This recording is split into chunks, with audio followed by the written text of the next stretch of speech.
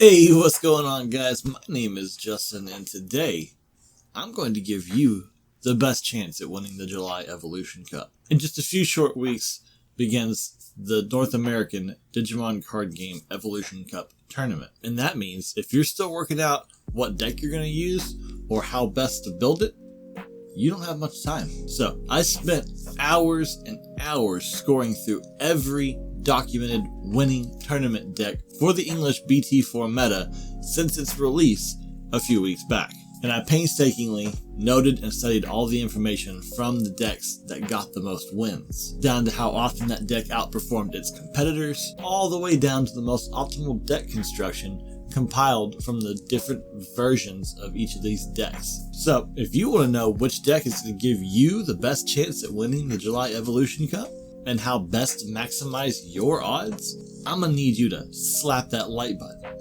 downright abuse the subscribe button, and take out that notification bell for good measure. While you're down there, pick one of these three images that you think is the best, and leave that information down in the comments section. Did you do it? I'm trusting you. So, the first step to figuring out the best deck for winning the Evolution Cup was to compile a list of all the recorded winning deck colors going back to the beginning of the English BT4 format. Except I left out the first week after release, as I figured it would take a little time for people to work out the best decks. This is what that ended up looking like. Of all the recorded winning decks from the readily available information, 12 of those decks were green, 3 black, 4 purple, 22 yellow, 1 red, and 3 blue. Of those winning decks, I further narrowed down to those that took first place in their tournament. That left 6 green decks, 2 black decks, 1 purple, 10 yellow, no red, and only 1 blue deck. What this information gives us is how often these decks made the top 3, as well as how often they actually won the event. So out of 45 recorded winning decks for the English BT4 format, green made top 3 about 27% of the time. Black only about 7% of the time, purple about 9% of the time, red only 2% of the time, blue also 7% of the time, and yellow a whopping 49% of the time. If we take a further look, of the times each color made top 3, green took the number 1 spot 50% of the time, black 66% of the time, purple 25% of the time, yellow 45% of the time, and blue 33% of the time, putting the overall probability of winning the Evolution Cup with a green deck at 13%, black about 4%, purple about 2%, red at very long shot of 0%, blue about 2% as well, and yellow at a huge 22%. Now, if these numbers seem small to you, well, that's because it's the probability of making not only the top 3 with any given color, but then subsequently taking the number 1 spot. You also have to keep in mind that these numbers in real life would be actually even smaller, given the fact that we're only calculating the chance of winning given a pool of 45 top 3 winning decks, not the chances of winning against over 200 people who will, in worst case scenario, all be running a top 3 version of these very same decks. But we don't need to know your exact chances of winning the Evolution Cup. All we need to know is which deck will give you the greatest chance at winning. And it's pretty clear that that deck is going to be yellow. But for the sake of making a more interesting video, and because yellow and green aren't really all that far off from each other, if we just look at the winning percentages for yellow and green decks, they are actually pretty much neck and neck. So really, you have almost the same chance of winning the tournament with a green deck as you do a yellow deck. What are those decks exactly? For the next step in determining how to maximize your chances of winning the Evolution Cup, I analyzed the 6 first place green decks, as well as the 10 first place yellow decks, and broke them down into the different types of decks they were. Then cataloged all the cards within those decks, how many copies were used in each deck, and how often those cards appeared across multiple versions of those decks. Of the 6 first place green decks, all 6 of them were Nidhoggmon decks, with 5 of them being the Nidhoggmon Grand Quagamon version, and 1 being a Nidhoggmon Bancho Stingmon deck. Of course, the Bancho Stingmon version was built slightly different from the rest of them, But I still took note of cards being used to determine if any were just valuable cards across any version of green decks. But other than that, I stuck with the Nidhoggmon Grand Quagamon versions because it was obviously the one with the most odds of winning. Then, for cross-reference purposes, I compiled a list of all of the tournaments involving a first place green deck to see which tournaments also had recorded second and third place decks as well. I did this for two reasons. One, to determine which of the first place green decks defeated a yellow deck to take the number one spot, as well as two, to make note of any outlier decks that made second place over a green or yellow deck, so we could also take a look at those to be better prepared to win with our final chosen deck. Knowing which of the green decks actually displayed which of the yellow decks allowed me to take extra notice if there was anything special about those decks, but unfortunately that didn't reveal anything amazing. And it's not surprising, since yellow decks are so prevalent in tournaments, any first place green deck would have had to take out at least one yellow deck long before it made top 3. So technically, they're all equally strong. With all of that information, I was able to compile what I believe to be the most optimal version of the Nidhoggmon Grand Quagamon green deck, which we will take a look at a little bit later. So after figuring out the best version of the Nidhogg Grand Quagga deck, it was time to start the process all over again with the first place yellow decks. Of the 10 first place yellow decks, it surprised me that only 6 of them were pure War Greymon decks. 2 of them were Shine Greymon decks, technically one of those being a Shine and War Greymon deck, and 2 being a form of yellow security control. As cool and interesting as that information was, I just decided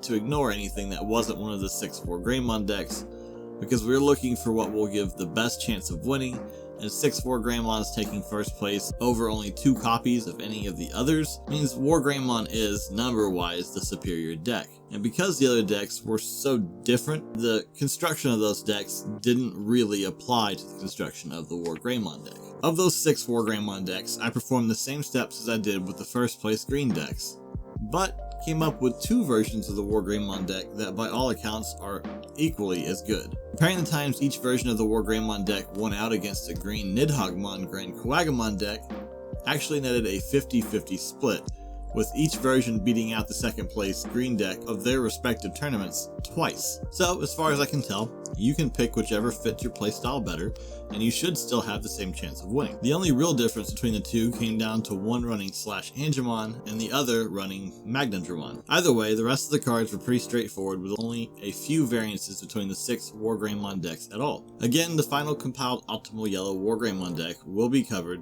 a little bit later. Finally, as mentioned earlier, when cross-referencing tournaments with recorded top 3 placements for first place yellow and green decks, I also took note of second place decks that were not yellow or green for research and preparedness purposes, but also in case anyone watching this video wants to run something other than yellow or green, because clearly these decks, while not statistically the best decks, still managed to get second place, so they must be pretty good and will most likely allow you to top pretty high, if not at least have a great time playing something that everyone else isn't. I compiled a list of 4 decks that took second place and 1 that took third, as well as a list of 7 decks that were not yellow War Greymon or Nidhoggmon Grand Quagamon, but still took first place in a recent tournament. Okay, so the time has come.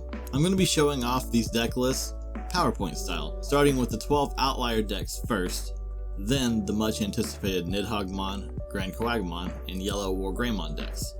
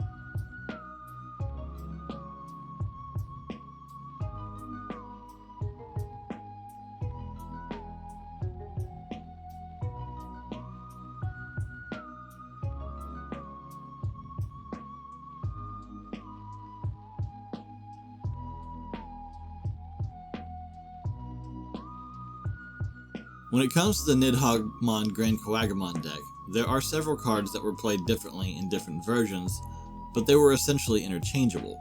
For instance, I went with level 3 Argamons for this build, but you could just as easily use Goblimons since they have the same play cost in DP, and it's really about having the 2 cost level 3s. Same with the non-blocker version of Kabuterimon. You could swap it for Gargomon since they have the exact same effect and are both 1 cost to evolve.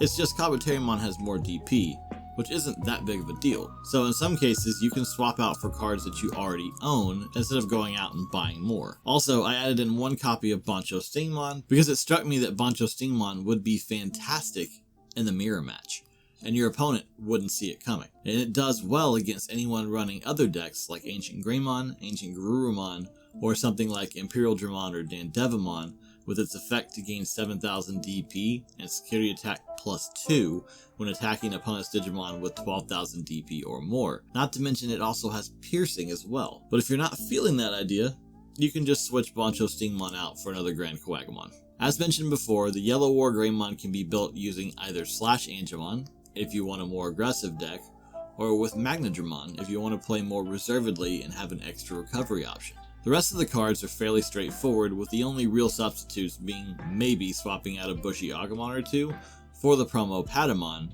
for a little more recovery options. If you want the absolute highest % chance of taking the Evolution Cup, I would suggest the Yellow or Greymon deck, but to be honest, the Nidhoggmon Grand Coagamon deck isn't very far behind it percentage-wise. And even if green is more your playstyle, winning still very much comes down to personal skill, how well you know your deck, and pure luck of the draw. So you have an equally good chance of winning with the green deck as you do with the yellow. With the remaining weeks, it is crucial now that you start playtesting your deck to make sure you know it inside and out and are very comfortable with it. It's also a great idea to find a friend to play against so that you can have them play one of the outlier decks or other popular decks so that you can make sure you know those decks inside and out as well, since the Evolution Cup is a single elimination tournament and you don't want to get blindsided by a random deck. Hopefully, I've helped some of you guys figure out which deck you want to play and how to build it, or at least entertained you for a little bit with some statistics.